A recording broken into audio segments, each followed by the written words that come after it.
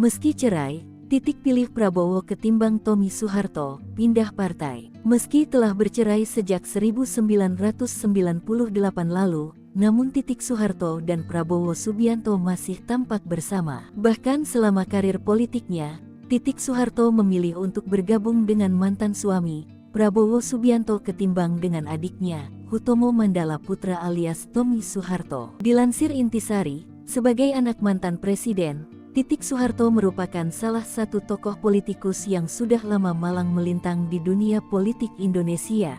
Titik Soeharto memulai karir politik saat bergabung menjadi kader Partai Golkar. Dia bahkan terpilih menjadi anggota DPR di periode tahun 2014 sampai tahun 2019.